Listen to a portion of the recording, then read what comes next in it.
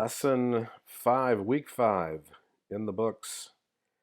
And I wanted to spend some time this week in week 5 just reviewing the short answer exercise, which I am sure many of you struggled with, didn't like, wasn't a whole lot of fun. Um, and I just want to talk about that briefly.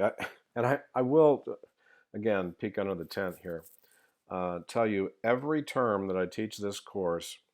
This is the question that I go back to and say, should I replace this question with something else? Because the students don't like it, because it's a challenge, because it's difficult, because it's technical, because of all the other things. And I do ask that question every single term, and I ask it again this morning as I started looking at the responses here. Um, but I always wind up, at least I have to this point, I always wind up saying keep it in there um, for a couple of reasons, and I just want to talk about that a bit today.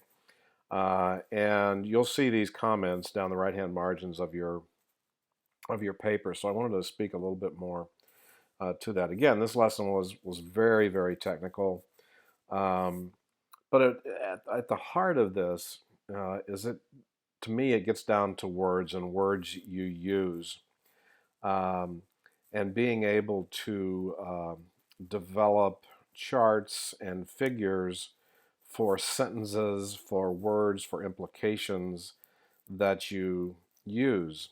And I find that it's very hard for people to put labels on people when they're uh, also required to diagram that conversation. So if you put together a diagram and you use words in there that says all, but your diagram shows some, then that to me demonstrates that the use of the word all is wrong in that instance. And so let me talk about this just a little bit. So this week, the what component of this question are what are the four categorical claims?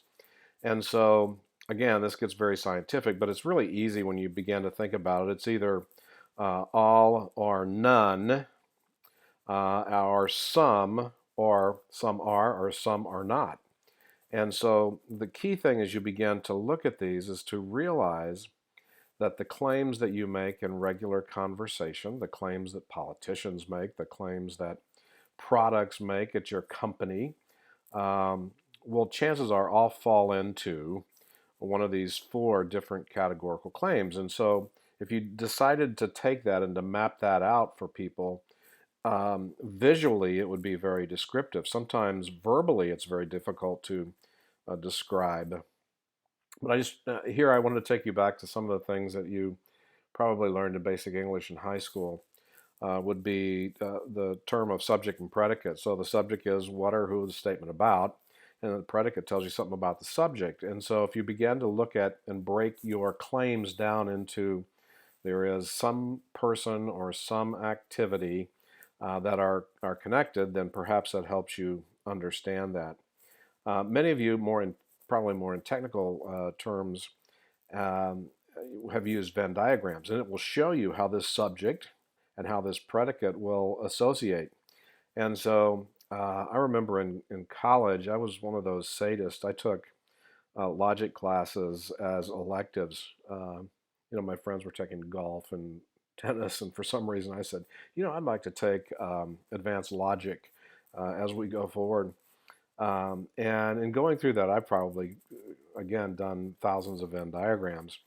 Um, and you can pretty much map all of your claims into these types of forms using those Venn diagrams. So to me, it's the visual component that's important because you and I can be having a general conversation on something and you may not be able to view that when you use all or you use most or use the other stuff, um, what that really looks like. But when you put it down in a Venn diagram and look at the overlap in those areas, then all of a sudden it becomes real to you that, perhaps I misstated that along the way. And so on the how and the application behind this, I always like to tell people there's a science behind the use of words. And while you may never draw a Venn diagram in your lifetime, there may be times when you need to.